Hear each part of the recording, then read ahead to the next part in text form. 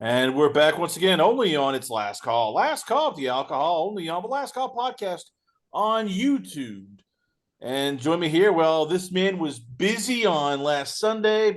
By day, he was coloring Easter eggs, going to church, and may or may have not had a confrontation with the Easter Bunny about borders and holding out on the peeps. I cannot confirm or deny. By nighttime, he was like all of us, going, "What the bloody hell is going on?" We've had a whole lot to discuss with him, and he's planning to take his frustration out on getting scrimped on chocolate Cadbury eggs. I give you the man with the largest arms in the world, 26-inch pythons, natural, Kevin Apollo. So, Kevin, well, let's dig into this right now. We're going to share a screen of the event that was WrestleMania Night 2, because that was the one where it's like, oh my God. Kevin, this just sucked ass, swallowed, chunks, and but people, the defenders are going, well, wait a minute, this is great because you didn't get what you want, so that makes John Cena even a bigger heel. No. I get what some says, but this feels like the fans got played. Like you promised them a hot steak, and instead you got day old chicken nuggets that were you got cold steakums, not a steak. Listen, I do agree that the finish for storytelling wise is the only finish that made sense. But it's how they got there. That was the drizzling shits. And whether you knew The Rock was coming or not, there was a way to handle this with The Rock not being there. But the thing that made the most sense, and the thing that anybody with common sense speculated, was that The Rock was going to be there. Everything that happened in February meant The Rock had to be there. I mean, for God's sakes, when you looked into the crowd, there were people wearing finally The Rock has come back to Las Vegas shirts. So, you know, I strongly agree with the people who are like, hey man, WWE effed us right now. What happened here? But yeah, we can dive into it. One of the things I tried to do was because I went back and rewatched it. Because when we did it live, I really couldn't hear the commentary because we were all with Marv. And there were some storytelling beats that Cole, McAfee, and Barrett put out there, to kind of let you know where they may be going. But again, well, it's just it can't. It comes down to you get a better result if you just change the order in which some things happened and played The Rock's music anyway. Because it's not like we haven't been to wrestling shows where they've played a wrestler's music and they weren't in the building, right? Like because it's at the end of the day, and I don't mean this as an insult, wrestling. Well, I've said it here. I thought this shit isn't hard. We'll go with the famous Rip Rogers quote. This shit isn't hard. So at the end of the day, wrestling appeals to lowest common denominator in the sense that it is about visceral reactions. It's about emotion. It's about emotion. It's about good versus evil. It is storytelling in its simplest form. And yes, there are things you have to spoon feed, and there are things you have to let marinate and let the audience grab it on its own. But when you try to overcomplicate a story and make it too smart for its own good, everybody walks out there going, "What the fuck just happened?" Everyone's confused, and what should have been a layup turns into the Patrick Ewing finger roll of doom. And your proverbial Knicks don't win their championship. The great game, but not to finish it. Not to finish that anybody from New York wanted to see. The so there. Oh God, I mean, there's just. I'll let you kick it off before I give any more answers. Well, I mean, here's what I was, because I came up with this within 5 minutes. You have Scott, Travis Scott. By the way, has Travis Scott still got to the ring? No, he's still taking his dear sweet freaking. May Young to come quicker. He comes in, goes for the belt shot. Cody Rhodes just slaps the piss out of him. Cena goes, gathers the belt, misses. Cody grabs it. As Cody's about to, hit him with the belt as John is begging, in comes Drew McIntyre. Claymore. Drew helps him up. Cena makes the cover. 1, 2, 3.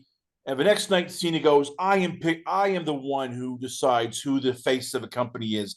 I am the one who decides who is the next star. And you make Drew. Cody doesn't look like an idiot. And Cena is the guy who is now dumping more heat because he is calling the shots. He is Mr. WWE. So damn it, you fans don't know what you want. I'm going to give you what you want. You're gonna like it. That made a hell of a lot more sense, when I came up with that in 5 minutes in this whole thing. I mean, this made Cody look like a boob. Fans can easily just turn on him and go, well, he's not, he's just an idiot. And people felt, walked out of it at WrestleMania going, holy crap, I spent $5,000 for this crap. Mm-hmm. Wow. Thank you, WWE. You just bent me over and porked me. Mm-hmm. The only pushback I give is you don't want to really pull in more people because the story has to be about Cody and Cena. It has to be about Cody and Cena. So you pull Drew in, now you're adding extra elements that shouldn't be there. Yeah, like I said, I think But if you bring in Drew, you can then eventually turn Cena heel. Drew can retire Cody. I mean, Drew can retire Cena. Cena walks off, knowing that he made Drew. Drew is now the big star because you haven't given Drew anything yet. You screwed him a lot with the Punk ending and COVID. He's because there's a lot of these guys who are looking around like, okay, yeah, we ate shit. We learned to love a taste of it. Previous management gave us bad gimmicks, and yet now that all the kids have come back because Vince is gone, well, we're still eating shit and learning to love a taste of it. But again, you're still going to water down Drew. It's the story is only Cody and Cena. Right now. So this is the finish that it had to be, right? Cody had to lose this match. I'm okay with the fact that Cody didn't use the belt. Cody didn't use the belt because the story right now is that Cody didn't have the stones to get the job done against his former mentor, but his mentor, that this is the super champion and one of the wiliest veterans around, has that killer instinct to finish it. So Cody has to fall in order to get picked back up, right? So Cody, and again, when you go back to the commentary, when Cody's looking at the belt, WWE did something they don't ever do. They never put it in these terms. Michael Cole says, Cody, what are you going to do? Are you going to be the good guy or are you going to be the bad guy? They do not ever do that. They just don't. So to me, that tells me that what Michael Cole said was very intentional. And again, going where Cody's brain is. Cody's a super nerd. He's a Star Wars guy. This is Cody's dark side test moment. And in this, what's different here is it's different than when he responds to when AJ's screwing him and he responds to AJ, or when he responds to who else did he? Kevin Owens. I mean, that's what kills me though. It's like I get you don't have to be a nerd. AJ Styles, CM Punk, Diamond Dallas Page all proved you do not have to be this doofus goody two shoe. Cody should not be that. Cody's, but that's what Cody is, and that's why Cody works. That's the thing people don't understand. Cody works. Listen, at the end of the day, their internet fans may be tired of Cody, but regular fans aren't. Cody sells Cody has out. Cody is the only person to hit certain metrics, FanDuel metrics that not even The Rock, Stone Cold, or Cena have hit. Cody's outselling those metrics. The lines for Cody are almost Cena-esque. They've been a massive sellout. They've been a massive sellout tours, and it's because Cody, to his credit, is slightly ahead of where the majority of entertainment is right now. We've been kind of bogged down. We've been bogged down in the Walking Dead, Game of Thrones era of storytelling, where moral ambiguity is what drives these characters. And really where people are is they don't want that shit. They want good guys and they want bad guys. They don't mind complex storytellings. They don't mind their good guys struggling. They don't mind their good guys facing temptation. but they want their good guys behaving like good guys. And outside of John Cena, who was shit on, for a very long time because he was a true baby face. He was a true baby face. The big difference between Cody and Cena right now is Cena, Cena when faced with imminent danger was able to shift gears and essentially turn into Super Cena and face down whatever danger is. Cody right now is only responsive, so he's only his level of violence is reciprocal to what Owens puts out. It's reciprocal to what AJ puts out. When we got into this match, where I thought the storytelling was brilliant, is that Cena bodied Cody from bell to bell. The only time Cody got any real shine was during the Hope sequence. But above that, Cody was in danger. Cody's getting his ass whooped the entire time. Cena methodically ground and pounded him, and then when Cody's finally able to get the upper hand, it was with the belt struggle, and then out comes Travis Scott, right? And now Cody's momentum is cut. So I think that's the part of the story where a lot of people are kind of missing it because they're hyper focused on the fact that The Rock wasn't there. So it really has impacted the way people have watched this match, and I think that's unfair. I think it's unfair because Cena and Cody worked their asses off. The only thing that is annoying is that when you're trying to find something nice to say about a match, you tend to go, well, they worked their axes off. We know they worked their axes off. It was the main event of WrestleMania. But the reality was they told a hell of a story, but the story is now lost because it was Travis Scott who came out instead of The Rock. Where I think they could, one thing I would say is tug of war spots in wrestling never work. I don't know why people keep trying to do them. They just never fucking work. They always look like shit. The the and Cody isn't big enough to like have really gotten in there, and I like there's no way I can believe that Cody can outmuscle John Cena.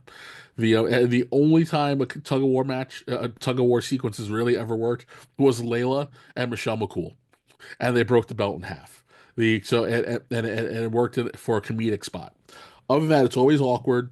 Excuse me. It's always awkward. Always comes off weird. The the so the so here so I'll give you like my take on kind of how to make this a little bit better, but All keeping right. the kind of confines of what we actually had, right? So again, we're going off for this. We're the WWE. We're out there. We know The Rock is not here, so we got to send Travis Scott out. Like we just got to do what we got to do. The I would have done it this way. Sonny, I mean not Sonny, Cody and Cena can tell their match the exact same way. We're just gonna change the sequence around a little bit. The they can we're gonna go tug of war sequence. They're fighting for the belt. Cody gets the upper hand. He's struggling with whether or not he wants to hit Cena or not. Um, Cena, see, I would have had personally like Cena was doing the beg off. I actually would have had Cena take a powder, and then when Cena goes to the outside of the ring, instead of hitting Travis Scott's music, you hit The Rock's music, and you just let it play. Just let it play, right? Because when The Rock's music plays, knowing everything with Cody, well, what happens when the final boss shows up? The mood and the air actually changes. The Rock is bringing people down, and people now start getting worried for Cody. Right? So you let the final boss music play, maybe a minute or two. Rock hasn't shown up yet. From the other side of the camera angle, Travis Scott comes out. Pearl Harbor's Cody. Cody turns around, hits him with the hits him with the what the hell is it called? What's his roll of the dice called? Crossroads. Yep. Thank you. Hits him with Crossroads, and to Travis Scott's credit, he took one of the best Crossroads I've ever seen someone take. That includes 90% of the roster. You Travis Scott gets hit with the Crossroads. He rolls out. We can talk about whether or not he should have gotten his receipt later. I have a feeling that I don't think he was comfortable with getting his receipt. Taking the slap the way he took the slap. But again, he takes Crossroads. He powders out because Cody has forgotten about Cena, forgotten the belt. This is where Cena hits him with the nut shot, smashes him with the belt, and then we go home. And we go home. I think if he did it that way, you tease The Rock, but The Rock isn't there. Travis Scott is a little more effective. Travis Scott's part of this is a lot more effective, and it's a little tighter. And Cody doesn't look like as big of a fool for not wanting to hit Cena with the belt. The one thing I always try to explain to people is booking white meat baby faces, which is why a lot of white meat baby faces went away, is extremely difficult, Well, especially when they are champions. let me jump in just quickly. Like I know a white meat baby face, but like, here's the uncomfortable truth: Superman, Wolverine, Punisher are more popular than Superman. We can't No, relate because we can't relate to Superman. Superman is just the goody little two shoe, and most people don't relate to that. It's like, okay, that doesn't make sense. We can relate to Wolverine. We can relate to Batman. I don't know many people with a metallic alloy, but metallic alloy skull. Hey, go around a lot of MMA circles, and you'll find those. But I guess with Cody, it's like, oh, right, we've seen that he can go that route. Like Owens should have been. Owens is more personal. Owens and him are real life friends. It was Owens tried to cripple him, and Cody realized, okay, I need to go dark. That should have been with Cena. Even like Cena broke his dad's watch. Cena turned on Cody. He embarrassed him. So that's why I said I get the whole Cody is a good guy, but God damn it, don't make the good guy like Sting, where we're just making fun of him. Like, oh my God, Sting is the Well, dumbest idiot ever. Sting, you well, trusty Ric Flair again. God, you're an idiot, Sting. again, that's what aside from the WWE, right? Because I'll give Vince this. Vince knew how to do it. Vince understood how to book white meat baby faces.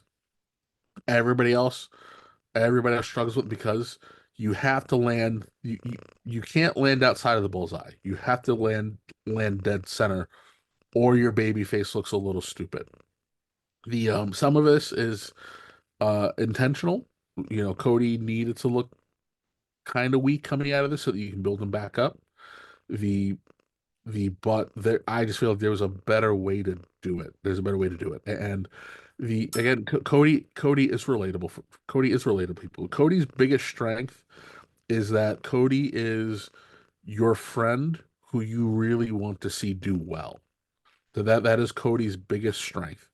The so you can't have him running around being a badass.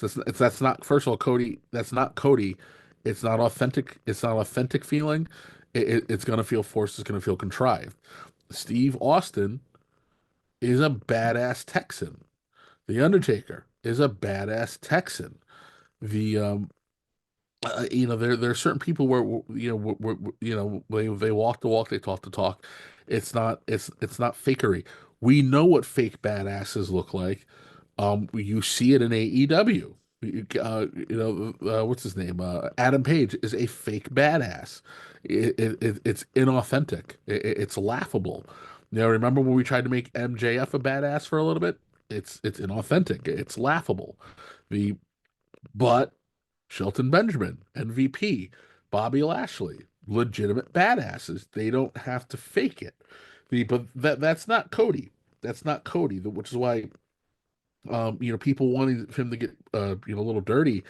It doesn't really work, and it's not going to work. You have to allow characters to be characters, but but they need compelling stories. I think I said a couple of times the best way to look at Cody is to I really think the best comparison is Bret Hart. Cody is the American version of Bret. Um, Bret's most compelling stories were driven by his villains and what the villains put him through. The, so you knew that you were going to get a good match at Bret. Bret could wrestle with anybody and do anything with anybody and make them look tremendous.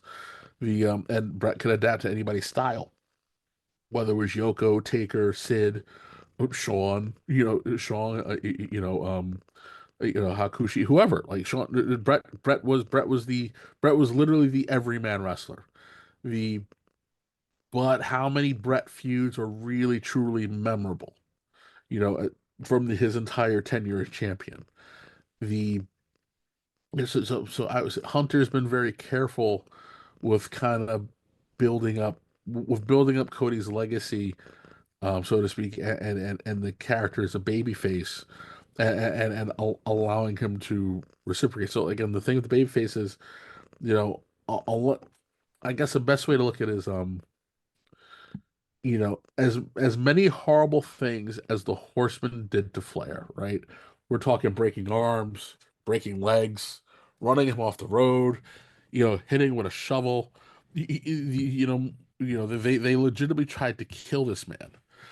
But when Dusty would come back, Dusty never upped the violence. Dusty came back a house of fire. If there was more than one, maybe Dusty came in with a chair. I think maybe once or twice he may have run him with a chain, but that was again that was to even up the numbers game, right? If there were 4 or 5 people, Dusty had a weapon. I get that.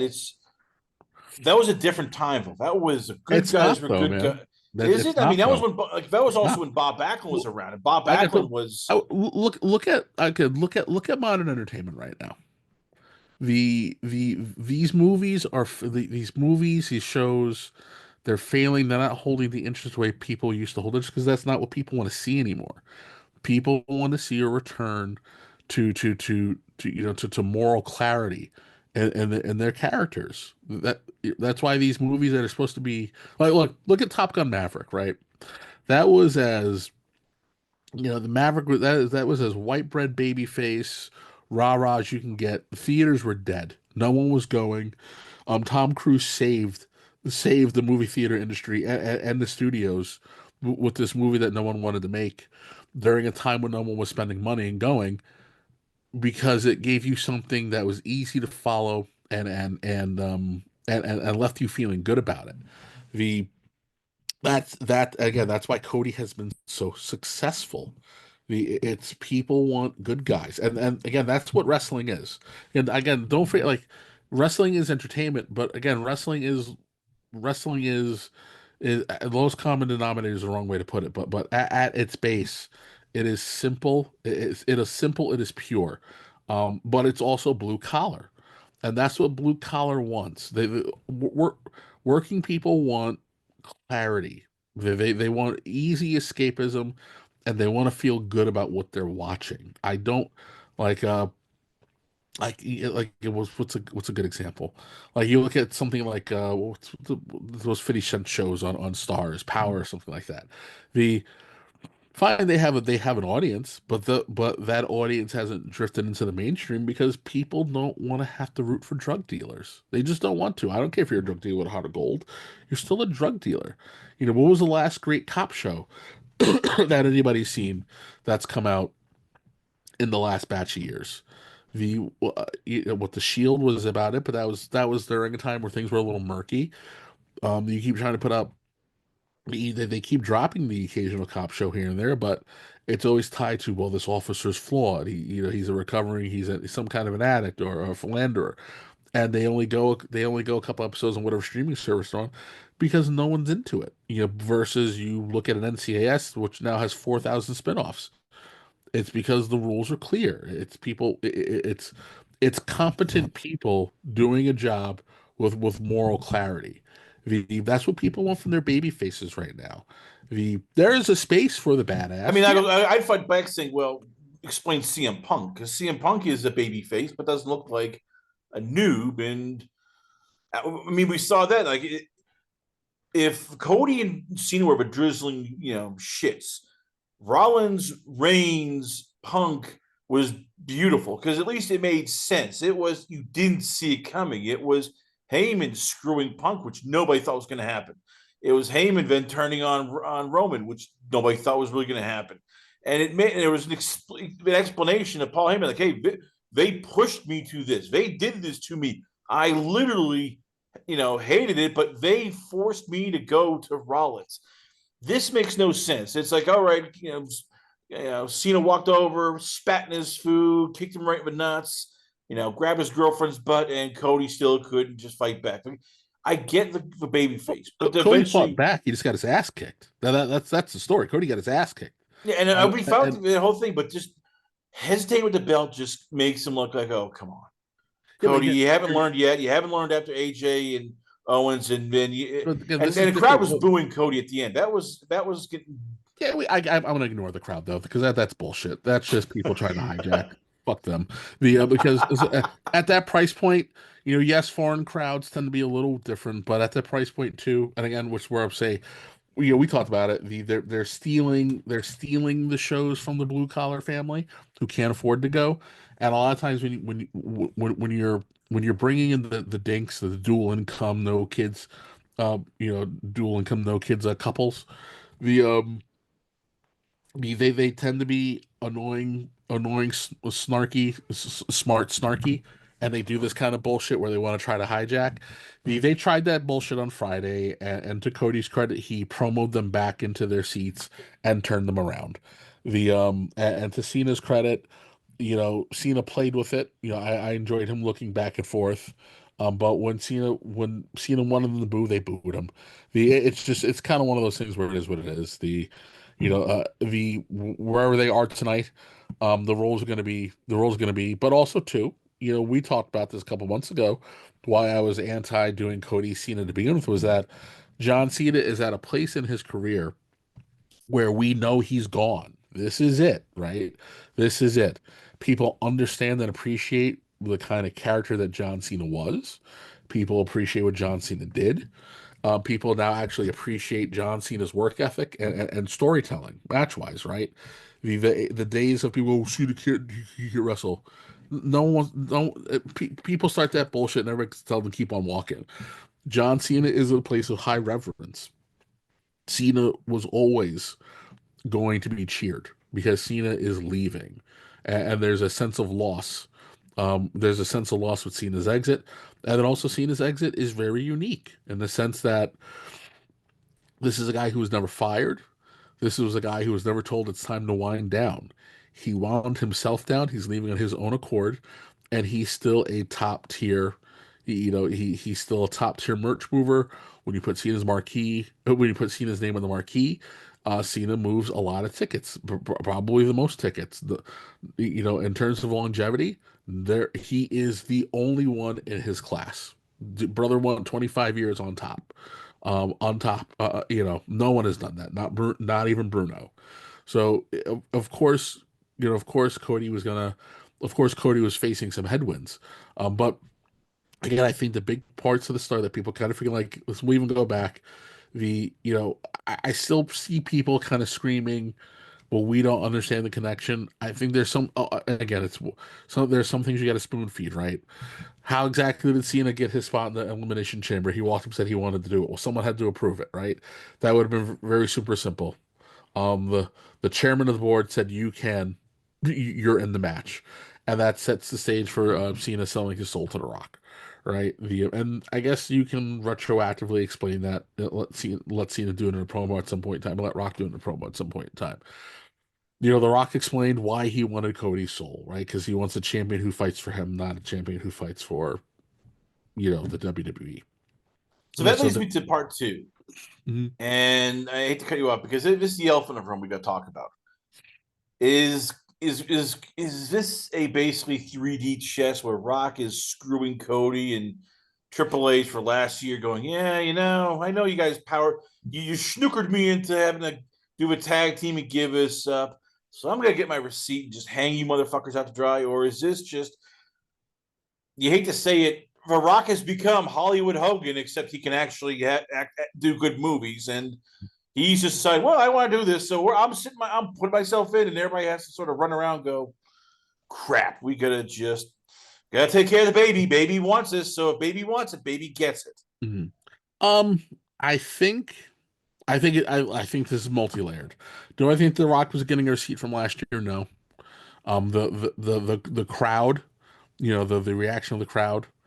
Well, again, last year was for the first time everybody seeing a WrestleMania that wasn't under the ironclad control of Vince McMahon, right? It's different.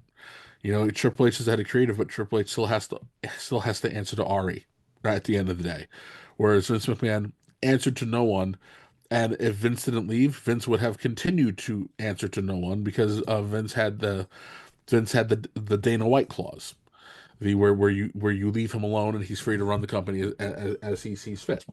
The but with Vince gone, the dynamics, the dynamics of TKO versus WWE shifted, right? They started to panic a little bit for whatever reason, and they broke glass. They broke the glass and they brought in The Rock. And maybe if they brought The Rock in before the Rumble, maybe it would have worked. But we were in the middle of watching Cody fulfill a 2 year storyline where he won the Rumble. Where he won the Rumble and was going to go fight. He's going to go get a rematch. And people don't like it when, especially at this point, with the Bloodline storyline was going on for 4.5 years. Two of that was, I'm sorry, 5 years, almost 5 years. Two of that was Cody. Two of that was Cody.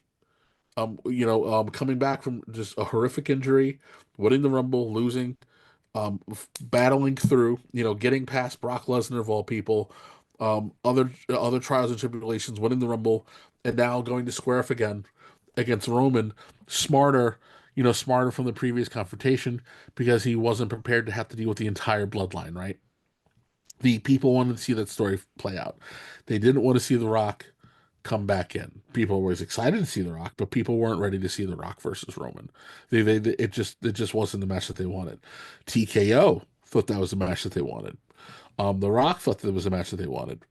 2 weeks into it, after getting shit all over get shit all over on in every outlet imaginable, The Rock, to his credit, saw the writing on the wall and realized, hey, this is not going to go the way we want it to go, and this is going to hurt my image. And he acquiesced, and him and Hunter came together, put up a plan, and told one of the best storyline finishes that we've seen in wrestling history outside of Hogan Andre, right? Because Hogan Andre what? Um, no, because not even Austin Vince got what people would consider a satisfying conclusion at the end of the day. So yeah, so like the best finish to a storyline outside of Hogan Andre. Um, the so the I don't think it's a receipt in that respect. What I think happened is you have two alphas who have two visions, um, with two sets of power. And we've seen Hunter in promos come out and say people need to know their role, and he doesn't care what seat they sit at whatever table they sit at. He's the face, he's the one that they see, he's the one who has to have the answers. So we everybody kind of forgets that promo happened. The and then they both had ideas. I don't know why Ari panicked again. I thought Elimination Chamber wasn't selling. They had 3,000 seats left in that arena. What did this say? They had 3,000 seats left in the arena with 2 weeks to go. For the WWE, that's nothing. That's nothing. That's nothing. We saw at WrestleMania. Granted they added seats, but and the 3,000 seats to go for Elimination Chamber were after they added seats to the event. So why they panicked and felt that it was time to bring The Rock in is beyond me. But The Rock came in. I think really where we need to spend a lot of time looking to kind of get a feel for what the hell is going on is that Pat McAfee interview. That interview is fascinating. One, I think The Rock has forgotten how to talk to people. Right? When you watch an interview, what is that? That's all PR. That's all PR. Boardroom, boardroom creative lingo. It's a lot of double speak. It's nothing burger statements. The And then you start seeing little elements of passive aggression popping out. Just like if you look at all of Hunter's podcast interviews during his media tour, it kind of felt like he was telling everybody, shut up and just watch wrestling and relax. It's like there was a feeling of, we know this finish isn't the best spot that we can get it, but this is as best as we can get it. The Because again, at that point, they knew The Rock wasn't coming. They knew The Rock wasn't coming unless they were holding out hope upon hope. Then that turns into a bigger question, or a bigger issue of is this power struggle so bad that The Rock said, "Well, you want to do it your way.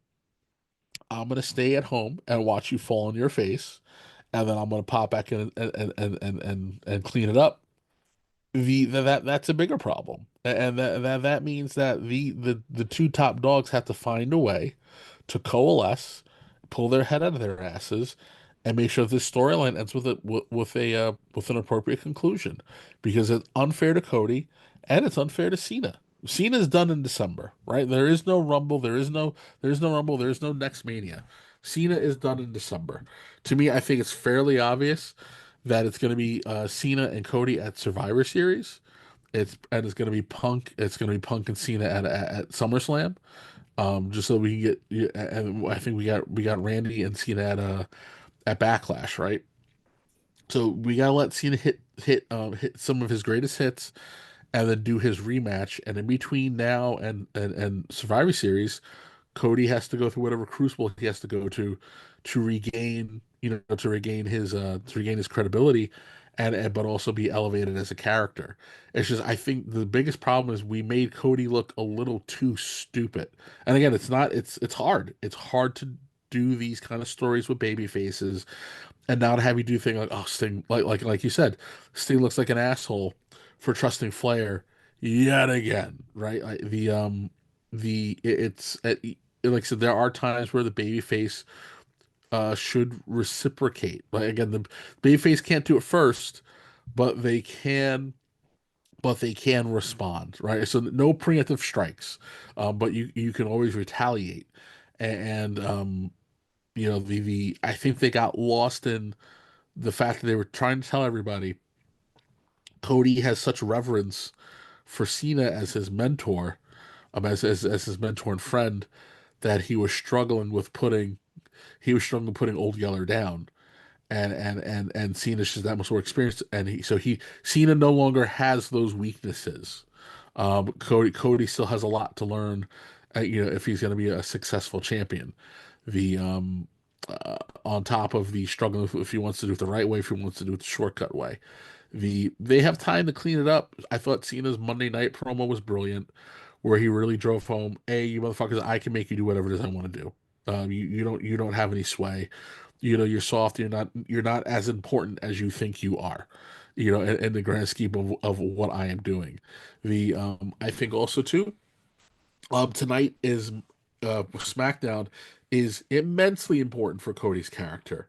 How does he respond? Or do you not have Cody respond at all? You just have him go away. You just have him go away and just be gone for a little bit. Maybe Cody needs to be off of TV for a month, so that people can miss him, and we can so we can stew in his failure. We can stew in his failure, and then have Cody come back and dispatch somebody. The only thing I don't want to see is Cody versus Travis Scott, because I don't. Travis Scott does not strike me as someone who can pull off the athletic ability of even, like, let's say, a Bad Bunny, right? It's He's not you, professional. I mean, Travis Scott probably showed up and was maybe a bit hungover, maybe a bit listen. You know what I mean? stoned. I mean, he's there for a good time. And I know that Listen, Triple H loves celebrities. Triple H, by the way, Romy Rain, porn star in W is money. Her Bailey wants to do a love angle. Romy Rain loves women. Romy Rain's a pro. Let's do that. Hey, let's get every celebrity possible. Triple I H know loves that's celebrities. Let's jump that's the into thing. celebrities here. Yeah, that's the thing, and we don't know what came down from the tippy top, but I don't think that's probably Travis Scott. Listen, at the end of the day, whoever gave Travis Scott his instructions fucked up. That's not Travis Scott does not do this, so he doesn't know. The Travis Scott was probably told, take your time, let your music play, let them soak it in. Versus when he should have been told, we're going to hit your music, you're going to come out, and you got to book it to the ring. I guarantee you, no one told him to book it to the ring. When you do not do this on a regular basis, you do not have the instincts.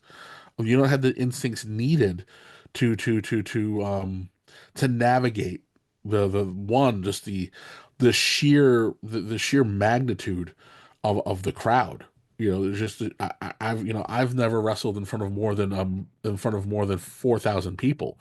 The but the first time you do this, even wrestling in front of 500 people is a tremendous feel. I can't fathom wrestling in front of 65,000 people, especially when you don't do it. Fine, he's a performer, but he's outside of his element. He's doing what he's told. Whoever sent him out there is the person who fucked up here. I know Travis Scott's he's the easy whipping boy in this scenario because his part of the angle was what pulled everybody out, but he isn't the one who called the shots on that. And I think that's where I think is where people are also kind of forgetting, like, hey, no, like nothing happens in wrestling without it being discussed and without it being rehearsed. So that they rehearsed that entrance. They had to have. They had to have. And that means that someone was okay with it. The and that someone had really bad instincts because I trust me, we live in a world with RVD. In the 90s there was no one higher than RVD. So I don't want to hear any bullshit excuse about the weed had him all jacked up and he fucked up his entrance. He Again, someone as a novice going out there for the first time, you're in the middle of the hottest you're in the middle of the hottest angle in all of wrestling with two of the biggest, and you're tethered directly to two of the biggest names in wrestling. Nerves, nerves were going to kick in. A sense of awe was going to kick in, and he needed to be coached explicitly on how to get his ass on what to do to get his ass down to the ring and have it be a more effectively executed performance. Because again, he took that crossroads like a champ. So he's taken it better than 90% of the wrestlers. Ah, shit, he took it better than Cena did. He took it better than Cena. So so I don't want to. I'm gonna poo-poo any like unprofessional complaints because that's just not how it works. He didn't go into business for himself. The person who sent him out there, who was aging him, shit the bed. They shit the bed, and in turn they fucked the entire angle. Well, let's talk about an angle that I loved. That's right, people. I'm getting my wish. I know there's some people online who are like, oh, you wanted to shove Bron Breakker in there. And I'm like, yes, Bron Breakker deserves a big thing. So we got our big thing. Bron It's Breakker is now joined Seth Rollins Monday Night Raw. He came out, as Paul Heyman's in peril, spears Roman Reigns, spears CM Punk, spears Roman Reigns again through one of the ringside walls. And yes, ladies and gentlemen, that is how you make a monster. Yep, yep, yep. He's maybe I'm wrong, but he is the star. I know Cody's like a big. He's different. That he is the closest thing they've had to Brock Lesnar in forever. He looks the part. He acts the part, and I think he's better than Brock in that he knows how to talk. He knows how to sell himself and get into the character. He has turned on that Steiner charm. And how big is this WB finally giving him like, okay, you're ready now for the main event level? Well, so one, I'm gonna preface this with Brock Lesnar is the single greatest sports attraction since Andre the Giant. There's no ifs, ands, or buts about that. That guy was a freak of nature. He was skilled beyond any belief. And when he came back, he was better than when he was there as a rookie. Now he took time for him to get there. So everybody remembers how miserable we felt watching NXT 2.0, right? And then Bron Breakker showed up. And what happened? The second you saw him cut his promo, the second you saw his hype up video, you just knew this guy was a star. Wasn't not is going to be a star, was a star. It was just like when you saw Goldberg for the first time. He looked different than all the NXT kids. He sounded different than all the NXT kids. The guy has just power, explosiveness, and you want to root for him even louder because you know who his father and his uncle are. So he looks like his dad and he sounds just like his uncle, and it's awesome to see, right? We've watched his journey, and one thing I say is, you can't move too quickly. You can't move too quickly when you want to nurture someone, because Braun is someone who is the future. He is the future. So you have to protect him. You have to nourish him. You have to make sure that he knows certain things before you put him into a different spot, right? So he he dominated NXT for what, 2 years, right? Give or take, but give or take 2 years before they finally Yeah. pulled him up. Um, Pulled him up. The first couple months, people were a little mad because he wasn't doing much, but you had to let him find his sea legs. And since he found his sea legs, he has been in high profile feud after high profile feud. Um, you know, got a little taste of championship gold, dropped it, got it back, been through some storylines, and is now in a space where now he gets to go learn the other half of what he needs to go be a megastar. To go be a megastar. Well, I think we were talking about it on Twitter, where where I was pushed back because you wanted him involved in the Cena Cody thing, and I was like, the problem is with Cena and Cody, you get lost. It's very easy to get lost in a storyline like that, because the two biggest dogs are taking up all the oxygen. And then again, at any point in time, The Rock is going to show up. And it doesn't matter who you are, you're going to get lost in the shuffle. I even say, remember as we were inching closer to Mania last year, and The Rock was cutting all the promos for like 2 weeks there. The Rock made Roman disappear, and Roman was the biggest fucking thing in wrestling for the last 5.5 years, or 5 years at that point. So you have to be very careful with what you do, and anytime you put people with someone, it's the design, the nature of it is to make sure that the younger guy is getting what he needs from the vet, so that when it's time to change the story, the younger guy is going to be elevated and secure in whatever position you're going to put him in. The when you put, it's like Rollins right now. Rollins had a hell of a run.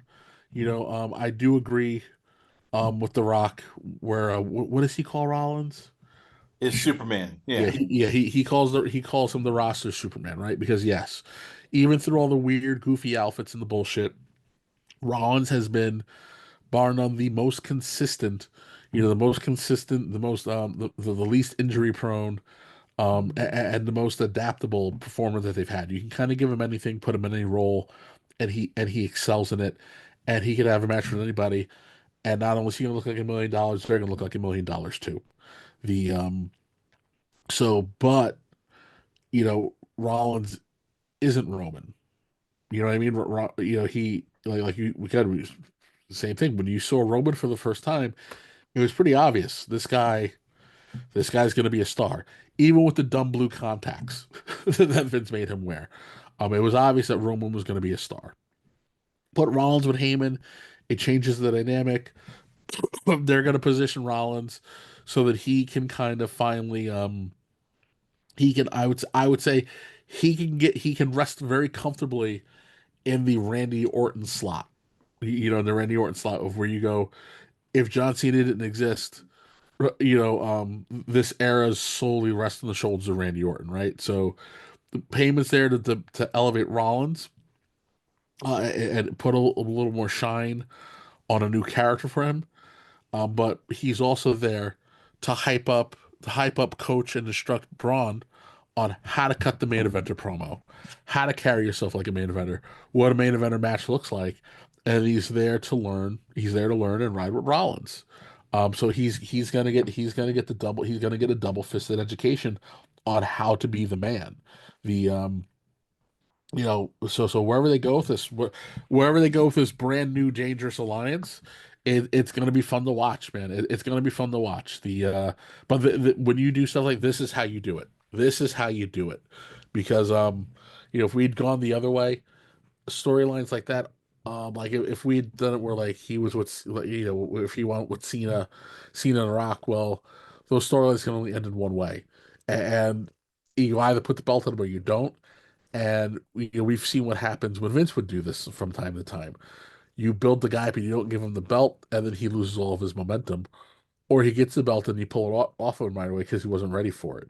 The At least now, by the time Braun is in position to be a legitimate challenger for that title, it's gonna be a slot where he's gonna be challenging at a Survivor Series or a SummerSlam or even a Mania.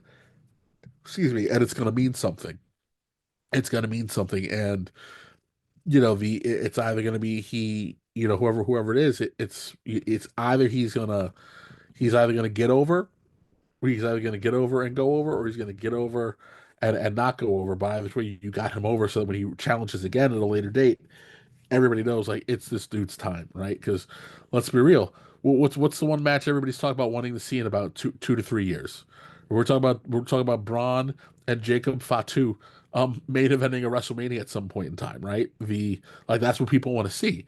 So we got it's the this is about securing the future and giving the people the Haas fight that they want. And when was the last time you saw people getting fired up about a Haas fight? So what do you do with Paul Heyman? Because he's in like the boxing counterpart, which is Al Heyman. They don't look alike people. I'm not comparing him to one's black, one's white, one's a lawyer who doesn't speak to the media. Paul Heyman never met a mic that he couldn't give you a quote on, who's from New York also. And his daddy was a lawyer. Yes, both have that reputation of, if you're a Heyman guy, they're fiercely loyal to you. Heyman protects you. He gives you the big fights. He gets you the big money. He makes sure you don't get screwed.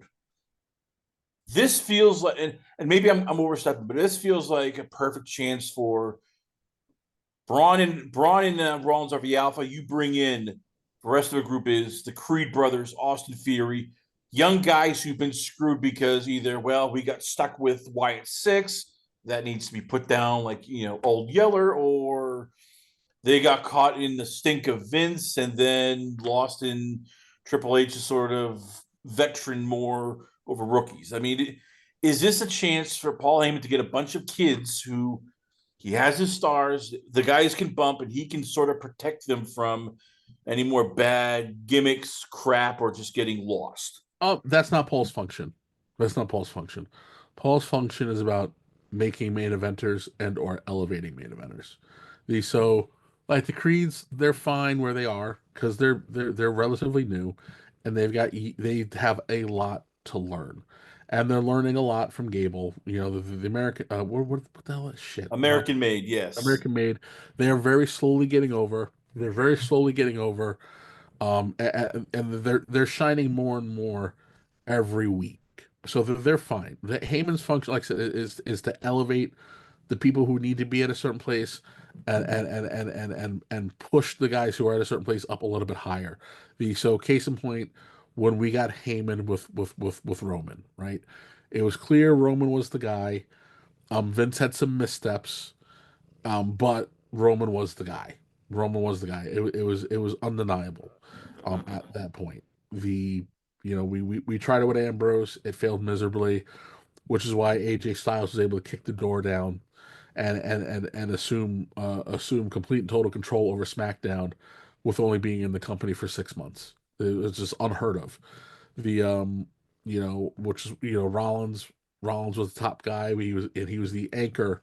He was the anchor player on Raw, right? And Roman was still finding his voice, but we knew well Roman was in the breaker spot, but without Triple H's restraint, if that makes sense. Because they pushed Roman too hard, and people rejected it. But it wasn't until Roman started traveling with Paul, where he really started to learn his promo work, where he started to learn what it meant to defend himself in the back, and how to really carry himself. And because of the pandemic, he had to go away, which covered the problem of how can I miss you if you don't go away. And then he comes back with Heyman. He's in better shape. The stupid flak vest is gone. He's got a 6 pack. His shoulders are bigger, chest is bigger. He's tanned. He has more confidence than you've ever seen him have before. And now we're off to the races. This is what Paul is going to do for Breakker. Also, it's a little different now as Paul has a lot more creative pull than he had back then. He has Triple H's ear. He understands how Triple H books. He understands the stories that Triple H wants to tell.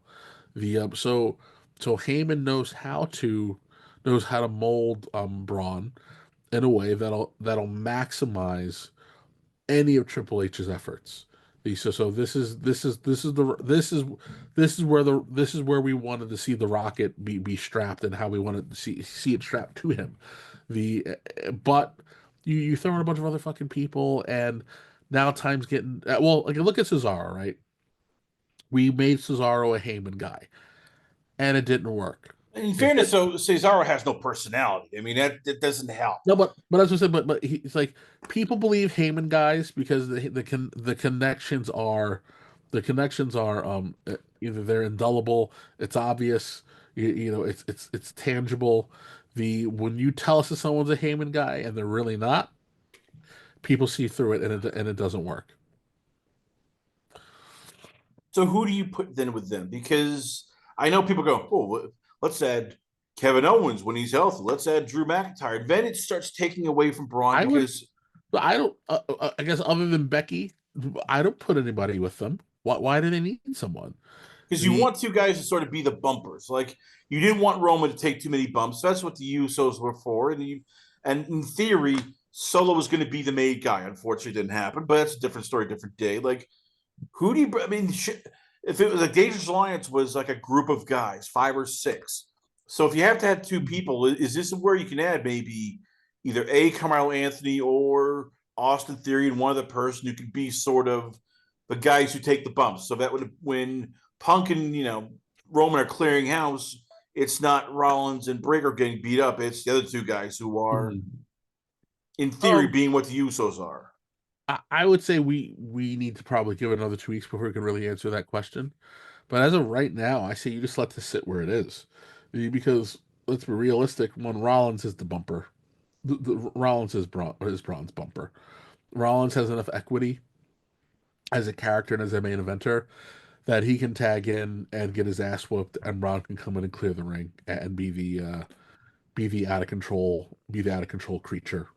But the story that you're going to see being told here is Heyman is looking to get the title back onto Rollins, and that they need to get rid of Roman and Punk.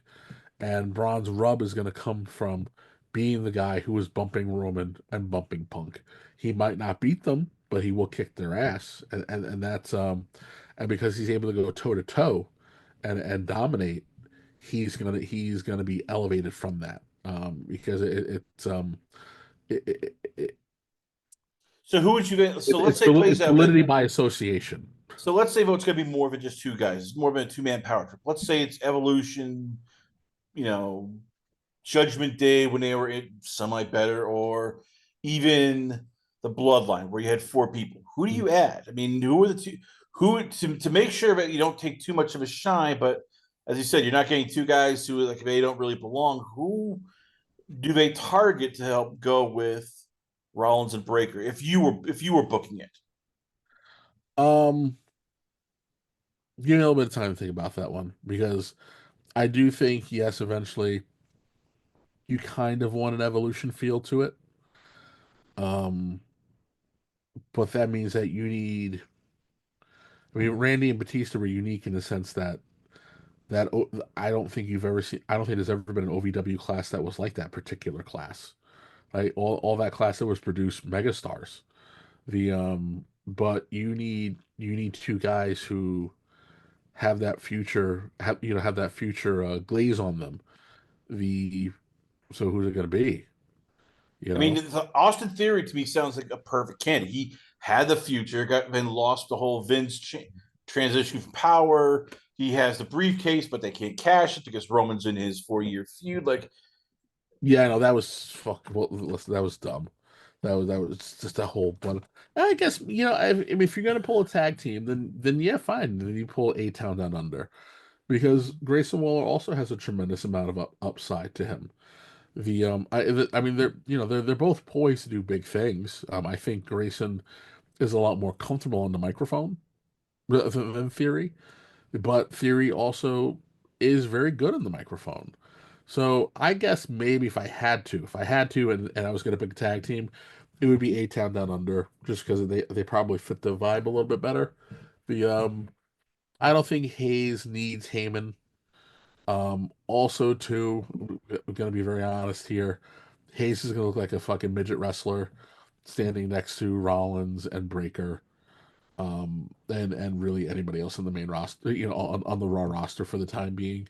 I think he's in a nice slot where he's slowly building his equity, or I guess, or maybe you pull up an X tier, the who someone who's got a lot of credit, or a lot, rather I should say a lot of charisma.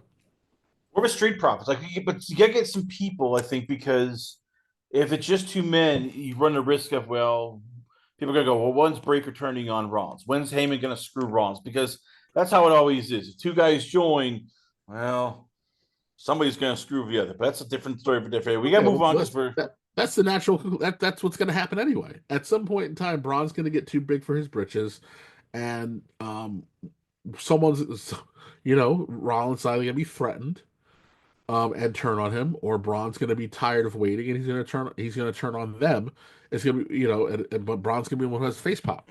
They also, too, listen, they may also be waiting for Scott's son to go through whatever he's going to go through at the performance center to see where he is, before they bring in a fourth. I can see them bringing him a third guy before they bring in a fourth, but I do think I do think the evolution parallel is a better one to make. But again, let's give it a couple of weeks, because you need to let Paul explain it first. So let's revisit this after Raw. well, after let's talk about another thing after Raw. Yes, the roast of WrestleMania.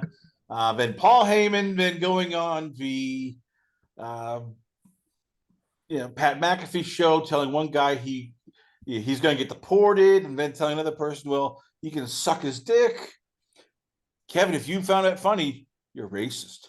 You Oh, are a sure. mean, stinky racist, Kevin. I I am a am. racist. We're just racists. How dare I, WB like do roast and adult comedy? How dare Paul Heyman be Paul Heyman?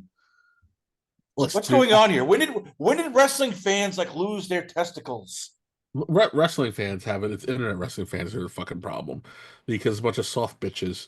The let's listen. The IWC, they said on Twitter the other day, the between the mental softness, the lack of humor, the self importance, just the sheer audacity of that they need to be heard when they have nothing to say. It is a cautionary tale for any parent to say, "Hey, I got to make my kids go outside, and they got to have a fucking personality, because these NPCs just exist to repeat shit that no one wants to hear that someone said to them." That's why everything's racist. Peanut butter and jelly is racist. The sun is racist. Math is racist. Um, you know, Kevin Apollo is racist. yeah, everything's racist. Whenever I have to engage one of these idiots, I always like to say, well, if everything's racist, that means nothing's racist. It's like, so which one is it? Which one is it? Because there's got to be a line somewhere. There's got to be a line somewhere. Because because if everything is everything, that means there's nothing, and they never really know how to respond to that. But whatever. So I would tell you that I thought this was a bit of a gamble anyway, but they're obsessed with celebrities and celebrity exposure, so whatever. I saw like one or two things from it that I thought was kind of funny. But again, it is what it is. It's a modern roast, which means there's going to be a lot of foul language and some uncomfortable shit being said. That's what roasts are. And you can be racial without being racist. That's what grown adults who understand context understand. The Paul Heyman telling someone they were going to be deported is not racist. Who gives a shit? If everybody laughed, it was funny. The What else? Who cares? Like, it was mean spirited. They said mean shit. And then really the biggest story should have been the work shoot that was Nia and Charlotte, that no one's really talking about, because we're spending time talking about bullshit that no one really cares about.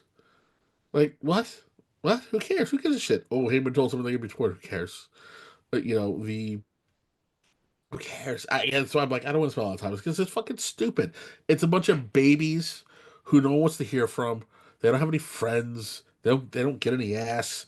It's just a bunch of. I got kicked off of space with the New York ladies. Like, oh, Paul, that is terrible what Paul did. I'm just sitting there like, that is Paul Heyman. Have you not met him for the last Exactly. 20 years? Paul This is Heyman has Paul said, Heyman. Paul Heyman has been saying the most outlandish shit since he popped up on TV in the '80s. There's we're he's approaching what 40 years, 40 years of being on television and being Paul E. The like stop it. No one cares. He made a deportation joke. Okay. George Lopez makes a deportation joke every 5 fucking minutes, and the dude's not even really actually Mexican. Isn't he Ecuadorian? I don't want to hear it. Shut the fuck up. I had to get that out because I know you were still pissed with the Easter Bunny about not getting your Cadbury eggs. Like, hey, I'm going to deport that damn Easter Bunny. But let's talk about the other thing that is drawing outrage on the internet. Randy Orton took on Joe Hendry, the TNA World Champion. Randy Orton beat him in probably 3 minutes after Joe Hendry turned around his little pose, got RKO'd. And then after the match, yes, Randy Orton RKO'd Joe Hendry again and did Joe Hendry's own pose. So, Mm-hmm. Here's the takeaway for people who don't understand what happened. Look at the picture you're showing up. That's the picture that's going to go on all the magazines. That's the picture that when they talk about WrestleMania, that they're going to show. They're also going to show Joe Hendry's entrance with the TNA title around his waist. You don't need. It doesn't matter if it's 3 minutes, if it's 30 minutes, or if it's an hour. Excellently told story will do more to get someone over than 400 wins. Joe Hendry did not go over, but oh my God, did he get over? First of all, let's break it down, right? It, it was disrespectful to TNA. How? First of all, WrestleMania is not a celebration of wrestling. It is a celebration of the WWE.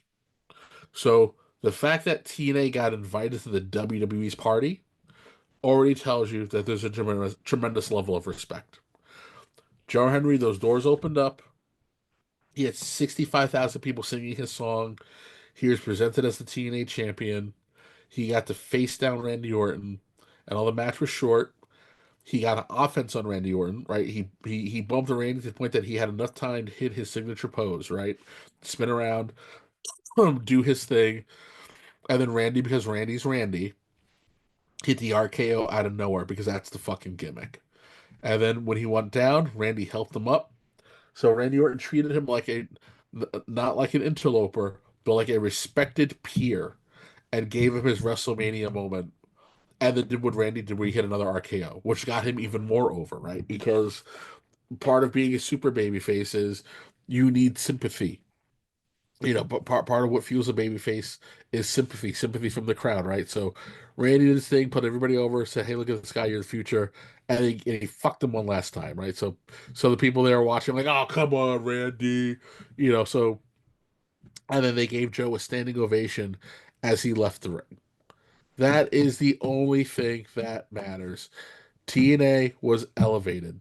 They got however many um hundreds of thousands of people watching in the United States alone. So you're looking at a couple million people watching, 65,000 people in the audience, maybe a little more, 65,000 people in the audience. He was the only TNA guy there who had a booth and was welcoming to the experience. He was handpicked by Orton and did a good enough job that he was told that this wasn't going to be his last WrestleMania. TNA got more eyes on it. And then I forgot, but when I looked at the clips for YouTube, I think they were knocking on over 2 million people. So and over 2 million people on YouTube watched this. So TNA got more eyes on their champion, on their product in 3 minutes than it would have taken them in 10 fucking years.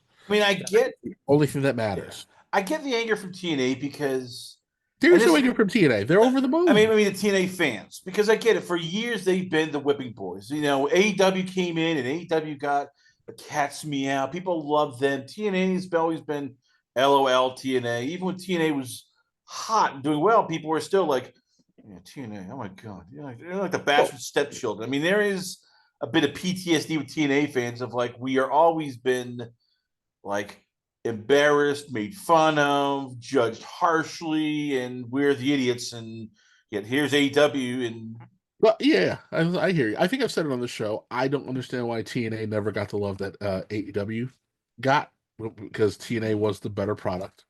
But also too, um, we do have to admit that a lot of TNA's angst came from being named TNA. It's a little different now, right? Because the Zennials are so soft that they don't even know what TNA means. But for the Gen Xers and older millennials, we know that it stands for tits and ass. So it was off-putting. No one was going to talk about TNA seriously, and be able to discuss it, in a mature adult conversation. I remember, anytime anybody talked about TNA wrestling in the news, they didn't say it. They said total nonstop action, and then it's total nonstop action. What the fuck does that even mean? What are you saying? You sound like you're throwing words together. It sounds like word soup. So that was a part of why TNA struggled just from the word go. But that had nothing to do with the shows. The shows were great. They had great storytelling. They were a little innovative. They tried some outlandish, wild shit. But the young stars were the young stars, and those early days to celebrate it. I get why it was a little different. Why it was so different from AEW. I don't I don't quite get it. Unless maybe it was one of those things where it's like, well, we didn't appreciate TNA the way we should have, so now we're gonna give this thing a shot. But I mean, it is what it is. Listen, I haven't found too many TNA fans who don't understand what this was. I think that this is more the IWC again, as usual, not understanding what they saw and thinking match length that match length has something to do with whether or not someone's taken seriously or not. You can tell an effective story if you're. I was in I was in the Hudson Civic Center for, I think it was Heat Wave, where Chris Candido and Taz opened the show with what was supposed to be the close of the main event. The match was 2 minutes. Candido said he had a hurt neck. He wasn't going to wrestle. Taz's music hits. I don't even think it was 2 minutes. I think Candido went for like a clothesline or some shit. Maybe Sonny did something. They got like 2 seconds of heat on Taz.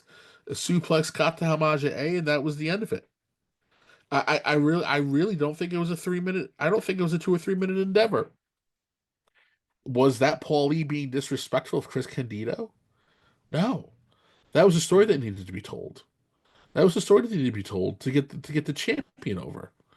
And then they came and then he came out later that night and bled all over the place fighting both Dudleys. But either which way, you can tell an effective story in under 5 minutes. TNA had millions of people get curious about them in under 3 minutes. How many people went home and Googled Joe Hendry? How many people went home and Googled TNA? How many TNA matches got watched this week? How many people watched Impact this week? If you fucking know where to find Impact on your TV, how many people potentially downloaded the TNA app so they can watch Impact? And then you had Joe Hendry come out on NXT on Tuesday to an even bigger pop than what he's gotten in the past, challenging for the NXT title and being in a position where it's probable that he could walk out there with double gold and bring the NXT title over to Impact or over to Impact. So there's no disrespect. There's no loss here. There was only gains for TNA. Again, the WWE shared its moment. That unto itself is a massive rub. Well, speaking of moments, Oh, I got to throw this out there. AEW this past Wednesday did 521,000 viewers. Dave Meltzer reporting, hey, 2 playoff games, 1 NHL playoff game head to head, 5th each hour, heard by 5 p.m. West Coast start. Number don't include Max. I can hear you and Awful just guffawing in the background going, yeah, Come on, Dave, try harder. Yep, try hard. Try to put a shine on this stinky turd. So, Oh, how happy are you about this? Because you were calling, hey, eventually we're gonna get to 500, and now you're like, holy crap, let's get to 500 already. We're even starting this in the second round of the playoffs. dude, I'm serious. Look. What happens at the end of the NBA playoffs? This show finds its new low, and I've been saying from the get go, when we come out of this NBA playoff cycle, they always bounce back a little bit, but by the time you get out of the summer and the kids are back in school, that's the number. The NBA, you could take, we'll probably look at this tweet this time last year, and that number's still gonna have a six in front of it. It's gonna be the same fucking tweet. It's gonna be sans the max part. And what happened? Six was the new low until they started dipping into the fives. The low fives are gonna be the new low. And now it's gonna be, well, can your asses figure out how to stop this number from dipping below five? Because like I said, the below 500 mark, that's when your demo gets too small to sample and to do any viable network sync. So outside the fact that that the WB doesn't have much of anything else going on, because I really don't think that they're in a position to put up any significant fight to try to get the UFC. They got nothing other than hockey. And sure, fine, hockey is growing in popularity, but it's not gonna pull in NBA numbers for them. And I'm like, okay, great. So you gave the NXT numbers. There weren't playoff games on Tuesday. Oh well, that's on network TV. Okay, but people have had cable and network TV since what, the late 80s? And you know and these games have been spread out all over the place, away from network TV, since what, 2008, right? Is that fair to say? Yep. Right, so the viewing habits and conditions are still the same as they have been since 2008. So nxt NXT is inching closer to their regular number being in the sevens, and AEW is inching closer to his regular number being in the fives. I mean, what's the difference here? No one gives a shit. And listen, AEW suffers from on a regular basis, largely what the WrestleMania made of what Sunday Night suffered from, and that is the making the story too complicated and not explaining things to people. But it's just AEW suffers with it on fucking steroids. The you are left where you have to imagine the scenarios, where you have to piece them together yourself, where no one tells you what the hell is going on. And the super simple stories become overly fucking complicated, so people don't watch because there's no reason to. The pe- well, at the end of the day, it's I know it's going to sound contradictory in nature, but people don't watch wrestling for the wrestling. They watch wrestling for the angst, the drama, the story. Wrestling is a soap opera. Is a fucking soap opera. It's just a soap opera that resolves their personal grievances and issues with violence. That is the meat and potatoes of it. That's why it works. The the wrestling is the only spot where when someone says, where the only time where someone can be wrong when they say violence is not the answer. Violence is always the answer in wrestling. It's just a matter of what is the scenario that we concocted to make sure that violence is the appropriate response to whatever the hell is going on. The so the NBA. Listen, I'll be blunt too. The what remains of the AEW audience is not being impacted by the NBA playoffs. Those fucking nerds are not watching sports ball. They don't know anything about it. The NFL is a different story because fantasy has such a big sway over the sport now, where we're math nerds, where math nerds have kind of bullied their way into it, but it's not as prolific as it is in the NFL as it is in the NBA. So like that audience isn't jumping over. They don't give a shit. They don't give two shits. The people who watch AEW are the people watching AEW. What we're seeing is this is what the actual core base looks like right now. And every year for the last 3 years, we've watched that core base annually lose at a minimum 20% of its whole every year, like clockwork. Sometimes it may even happen twice a year, but at the very least, usually somewhere around the NBA playoffs, you can expect a minimum of 20% of that audience to drop off and never come back. So I'm just trying to figure out how bad they got the storytelling. I mean, you open it up with it's the ops. Uh, Master P, I didn't even know he was still around. I thought he was dead. Shows me how much I follow Master P. Let's see. Then the Moxley, the Bald Combat Club jumped in. Then the Bucks and Okada have now jumped in and helped the out of Moxley's group for reasons. Reasons. And then you have a patriarchy promo, and then we go straight to a wrestling match, and that loses 50,000 viewers. And then we get FTR beating up the 80-year-old geriatric Rock and Roll Express. That draws maybe a little bit. And then we go back to the Young Bucks and wrestling Kevin Knight. That drops 60,000 viewers. I mean, is there anything that could save AEW now? I mean, is there anything? Like even now the Hurt Syndicate and MJF, you figure, okay, those can draw. No, they're getting pulled into the stink. Like, Yep. Is it ready to start? We need to break glass. Awful Wrestling comes in with Jake Paul and just 2 hours of just crapping on people. Even crapping on Tony Khan, where he has to sit there from Jake Paul and cry. Is there anything that can save this company? No, no. The only thing that can save this company is telling Tony Khan that he's not in charge anymore. Tony, you can't write the show. Tony doesn't know how to write. Yeah, he thinks he knows how to write. He's been lied to. He's got yes men. But he doesn't know how to write. He has no interest in learning how to write, or else he would have figured it out by now. The show, not only do they need to let go of people, they need to come to grips with the fact that the Young Bucks are not a draw. They're not a draw. They are ratings. They are ratings cancer. The Young Bucks show up and people go away.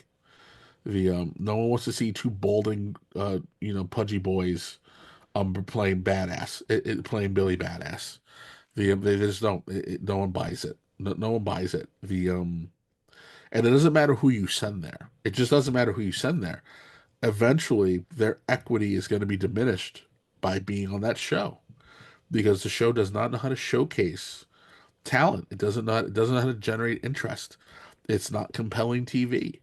The it doesn't matter how much you curse and how many insider terms you drop and what you and how many times you reference the other company. It isn't a compelling product. There's nothing for you to sink your teeth into and be compelled. So like versus Nitro, right? They when we watch Nitro, and I just because I helped my friend with tape trading, I watched the first 5 episodes of Nitro more than any human being on this planet ever should had to watch it. What happened with Nitro? The first 3 episodes were just drama between Luger coming back and Hogan having an issue, and Macho and Hogan having an issue with each other. But now Scott Norton has an issue with Macho, and Sting has an issue with the Horseman. But and Sting doesn't know if he can trust Luger. And then the cruiserweight division, there was a lot going on. You were like, oh my gosh. And then on top of that, you had a little bit of everything. You had a little bit of everything. So first, with the flippy dippy bullshit, you got to go back to how the cruiserweights handle their shit. All the quailing and waiting for someone to jump at you. It's these guys got to learn how to they got to learn how to call into the ring, and they got to learn the importance of making things more impactful. Why was the women's triple threat so impactful to the point that people are saying it's probably one of the best triple threats I've ever seen? And that's with the banger of the men's triple threat closing out the show the night before. The women's triple threat had everything you needed, right? Rio was there for the high flying. The other two were there for the Haas fight, or for the Haasette fight. But anytime someone flew, you didn't see the quailing. The timing was tight. So if they were perfect with their pinfall breakups, everything always came down to two and a half. Maybe even two at one point in time. You got to 2 3/4. the ending spot, which was beautiful. The Rhea goes for the fucking reverse Rana. Io goes for the reverse Rana. Rhea powers up, smashes her face into the into the steel post. The girls fight. Finisher reversal. Finisher reversal. Finisher gets hit. Io comes and lands lands the moonsault on, and then pins Bianca. Like it was all super tight, super crisp. The antithesis of anything you see high flying coming out of AEW. People don't want Cirque du Soleil. They don't. They love athleticism. It's great to see. It's great to watch. I remember going to the Indies and watching the Backseat Boys, do their thing. It was cool. I went to indie matches where I watched Christopher Daniels go for a moonsault. And for some reason, he decided to put himself through 4 billion chairs. That shit was exciting and brand new 1,000 fucking years ago. But people want to see. People don't want their. People want to be able to suspend disbelief, and a bunch of guys standing around watching someone climb and then stand there and wait for them to jump. You're telling me that me as a viewer, I'm an asshole because you're telling me the shit's fake. So they got to find a way to tighten that bullshit up. They got to find a way to let big guys win. There is no reason that Lance Archer or what the hell is his name? Our powerhouse Hobbs should lose to Darby Allin. I Yeah, understand yeah, that. yeah. Like and shit, they should have been champions by now. You mean to tell me that the Murder Hawk should have had at least one reign as AEW champion with as many title shots as he's had? And listen, and we all know what this is coming down to, right? Tony squandered Tony squandered the pillars thing. None of them are on TV other than MJF. And MJF is kind of stuck because he didn't have faith in himself to go to NXT. So now he's kind of stuck twisting in the wind, trying to grift onto whatever main event story he can. Because Tony doesn't know what else to do with MJF because you did everything to do with MJF. If you don't know how to long term story tell. The We all know that this is going to come down to Darby Allin is going to save the day. So the 5'9", fucking 115 pound goth lesbian is going to be the one who's going to show up to defeat the Neil Moxleys and the Bucks. And when it happens, it'll probably have a pay-per-view buy rate of 90,000 people, and the follow-up episode will do a robust 530K. And then the next week will probably be down to fucking 505K for the follow up edition. That's the state of AEW. And until you get rid of Tony Khan, until you actually hire someone in talent relations who can be taken seriously, until you have agents who are taken seriously and can actually dictate the ebbs and flows of matches and make sure they're all fucking different until you have someone in there who can handle the creative, and until you have someone who knows how to produce a live television event, you're just gonna still get the same dog shit. A mud show indie that happens to be being funded by a money mark who has a never-ending supply of money. Well, speaking of money, that's right. Ugh. Your favorite wrestler, Kevin. Blow her up a bit. CEO Mercedes Moné. Last week went on 98.5 of Sports Zone during a Boston episode and said Tony Khan pays for her entourage. Yeah. Her assistant, her social media manager, her marketing guru pays for their travel. Kevin, it's coming. You should do that. You should go to Tony and go, hey, I will work for you.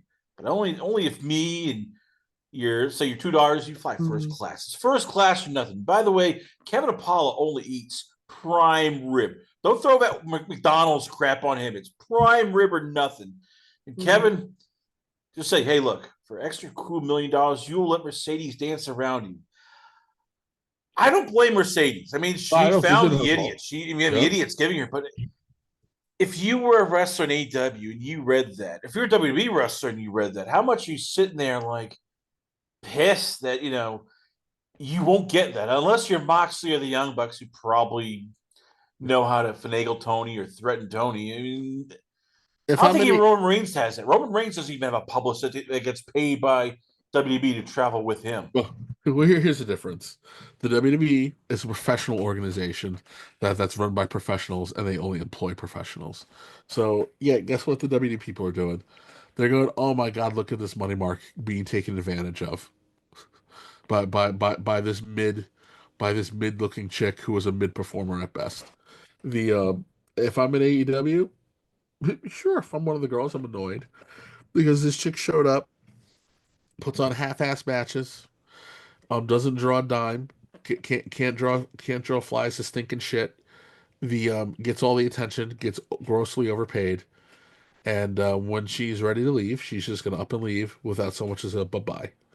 The So yeah, if I'm one of the girls there, I'm irritated that this fucking idiot is paying all these expenses for her. She's getting paid the amount of money she's being paid on top of her taking care of all her expenses.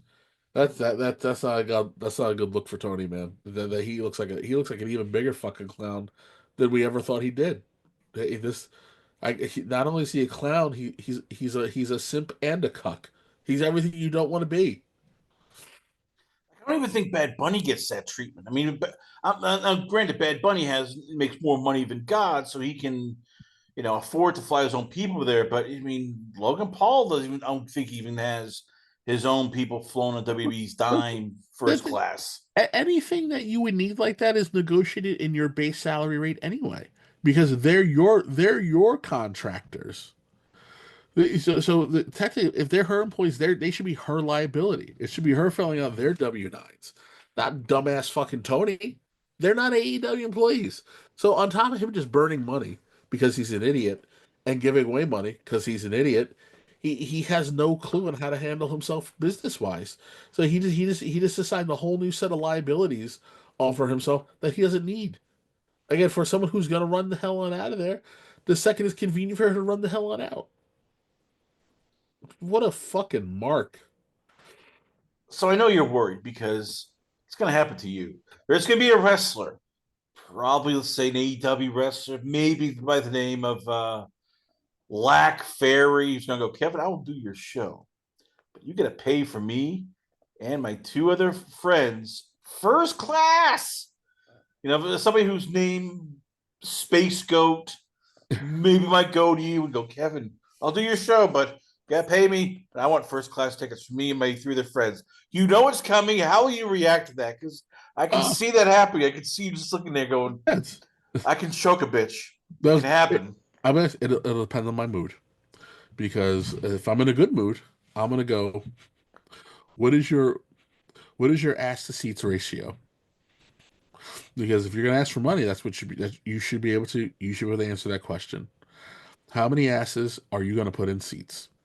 Because the number of asses you put in seats should be at least double what you're asking me to pay you. If it's not, then no, you're not gonna get it. If I'm in a bad mood, depending if they sent me an email or not.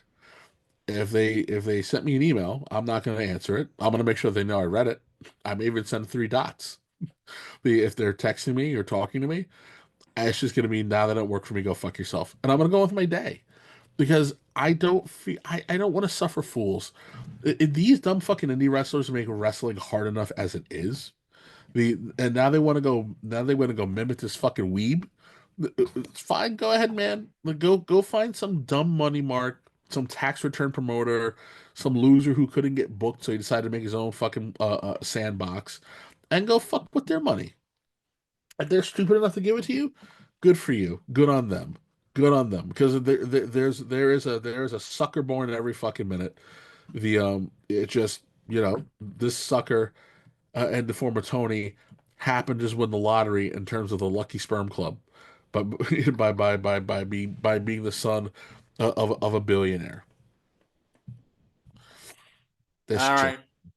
We're gonna end on a good note because I feel bad that you're already ready to start like killing somebody. So let's end on a good note here. The women's Mm. triple threat, probably one of the best women's matches in maybe the last 10 years, you could argue. Where did all three of them go? Because it's weird. I mean, the fans are booing of all people Bianca Belair, but she is the white meat baby face that Cody is. they're cheering Rhea Ripley, but she's basically becoming sort of a Hollywood Hogan type character. Even though I think they would rather punt the baby seal than boo Rhea. And Io is just Io, even though she still can't cut a promo. But that's my own crux. Mm. Where do all three of them go, and how do you now change if you do change their booking? Oh, I don't think you need to do anything. I think Bianca's hurt, right? Well, I mean, we'll know tonight if she comes out, if that report's true or not. But you already saw Monday. They already positioned Rhea so that she can slide back into her babyface role because Rhea was the heel of the story. The foreign crowd just turned on Bianca because that's what foreign crowds do. They don't like baby faces, but if I was trapped in fucking Europe, I probably wouldn't like baby faces too because you live a dystopian life. The the and Io, Io is what Io is. She's a hell of a performer. Her performance, speaks for itself. Um, she's just you had three of the most undeniable talents in the ring at the same time, and they gave you magic. They just did. They just gave you magic. You got a little bit of everything. You got power. You got high flying, but you had precision execution, precision timing. It's just incredible emotion. Shit got laid in. And the actual match that was put together was fantastic. This was the perfect storm. The where you go from here. Um, Clearly, whenever Bianca is ready, Bianca, they set the stage for Bianca to blame Rhea for her WrestleMania loss, and at some point in time, Rhea and Bianca are going to have to sort out their differences. Be uh, you know, the Rhea was put in a position where, because she saved Io and what's her name, Stephanie Vaquer from the other two, but she turned to Io and said, "Someday I'm going to come back for my title." So the stage is set. After now, you just kind of let them go on about their business. Everybody got what they needed to get out of it. Everybody looked phenomenal. No one cares that two people lost. People are talking about how good that match was. It's one of the best triple threats. This is one of the best triple threats outside of the ECW era of triple threats that I can think of. It was just phenomenal with a tremendous finish. I think what happened is that I haven't seen a finish like that since I watched Super Crazy versus Guido versus Tajiri. That's how phenomenal of a finish that was. What do you do with Rhea? I mean, sorry, with Bianca. I mean, because if Rock wants Cody to turn heel, which that's a whole different story for a different show. There's a lot of fans who are like, yeah, Bianca needs to turn heel. Bianca Belair needs to turn heel, and I get it. She was fantastic in NXT as the arrogant, condescending heel. She's the John Cena of women's WWE. I mean, every Yeah. little girls love her. Yep. She has personality, and there is this underlying probably for WWE, like they don't want to have another. Oh, you turned a black woman to an angry black woman. She's now a heel. That's just racist. The What only do you thing, do though with Bianca? You want to give her an edge, but you don't want to just get rid of all the little girls who look at her and go, "You were the best damn thing since the iPhone." yeah, listen, it comes down to you got to take people off TV, man. It's that simple. People need to go away for a little bit. I know that they don't want to because you got to have your stars on the road, but sometimes you got to take someone off TV for a little bit because again, I can't miss you if you don't go away. Um, People want to keep bitching about how great Bianca was when she was the arrogant heel, but Vince got it 100% right. There is money in her smile. She is an inspiration to female athletes everywhere. It doesn't matter what skin color is. She's an aspirational figure. So there is no reason to go against the grain right now. There just isn't, especially they have so many fucking girls on that roster that you can throw at her, at Io, at Rhea, where they can stay in their roles and you won't get bored.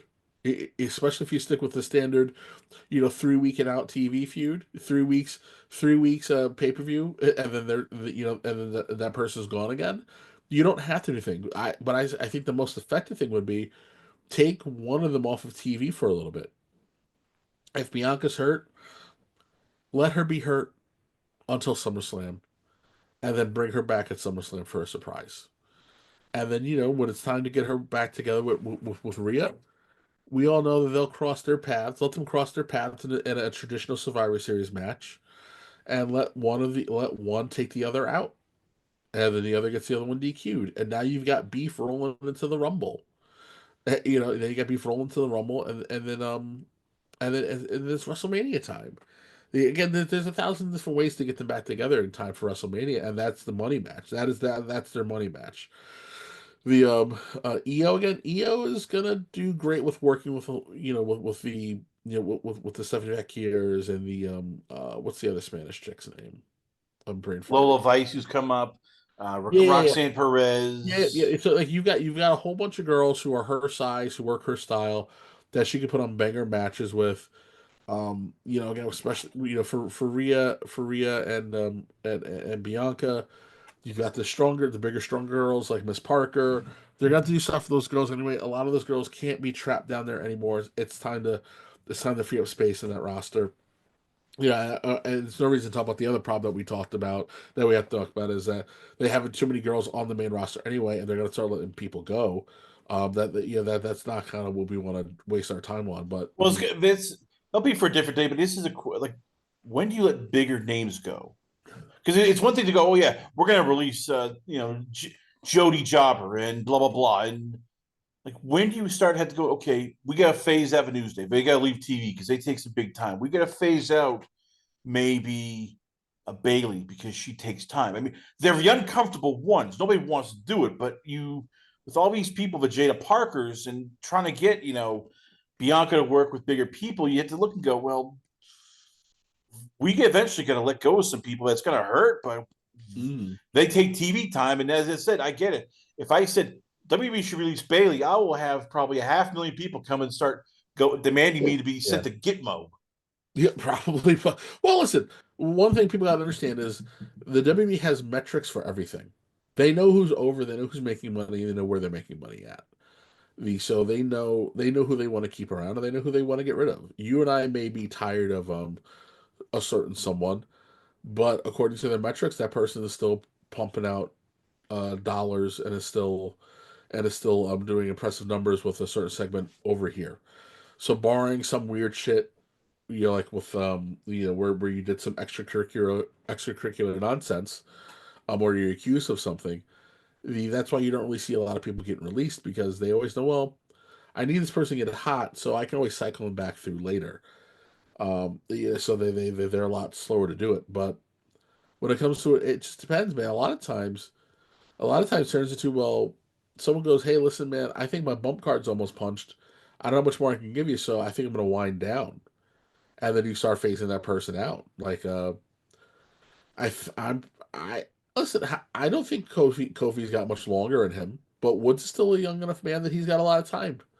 The interested in what the hell you do with Woods. I know we tried it with the King of the Ring thing, but that went haywire because I think they were expecting that G4 the G4 reboot to be bigger, and when it shit the bed, they just didn't quite know what to do with Woods. Slash, I do think that in terms of the in terms of certain aspects of the characters, like you can't. No one's really gonna buy the fucking happy-go-lucky video game nerd bullshit thing entirely too long because it's the nature of the sport. It can't be an aspect of your personality, but it can't be the driving. It can't be the driver. But that's why New Day's heel now. Yeah, I think they gave them that one last reign, because Kofi's probably going to be done soon. And when Kofi decides he's done, it's wrapped up, and you gotta set up in a way where Wood's going to be in a good place. And I think right now, with the character work that they're doing, you're seeing a different side to Woods that'll probably help him be a lot more viable whenever Kofi does pack it up. So I get what you're saying, but they have it down to a science there that unless you're in it, it's going to be virtually impossible to explain. But someone grabs an iPad, they pull up your name, and they have you itemized down to the smallest fraction, and they know exactly who you're hitting with, where you're hitting with, and where you used to hit, and if that you're not in there anymore. And they have 10 suggestions on how to either get you something new or how to bump it back up. And after that, you either do it or you don't. If you don't, you're out. If you don't, you're out. And if you do, all right, you live to fight another day. The so I think that's why it's that's why that's why they're a little slower to drop people the way they used to. We knew once you got after like the week or two after WrestleMania, it used to be spring cleaning, and you'd see like fucking 50% of the roster get dumped, and they stopped doing that. Around like 2012, maybe a little after 2012. One, Vince felt to look bad for he thought it looked bad for the shareholders. It showed weakness, but they also more or less perfected their metrics trackers, and they knew they knew who they should keep around and who was just kind of taking up space. But I guess the problem is though, how do you get like I get people say you need to get over, and getting over, and then you need to have metrics and money. But right now, let's say the plan is supposedly they're going to bring up Lola Vice, Trick Williams, Tony D'Angelo, possibly Stephanie Vaquer, possibly Roxanne Perez, and then you go, well, who do you?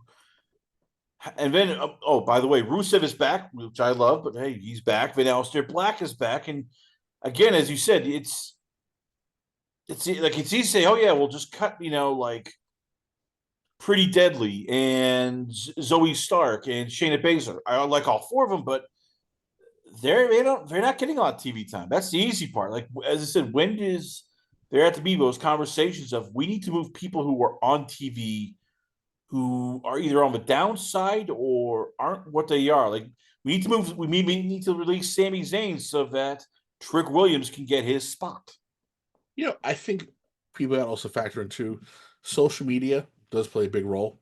YouTube is the strongest, biggest streamer, and a lot of just because we don't see them on TV doesn't mean you're not seeing them on Twitter.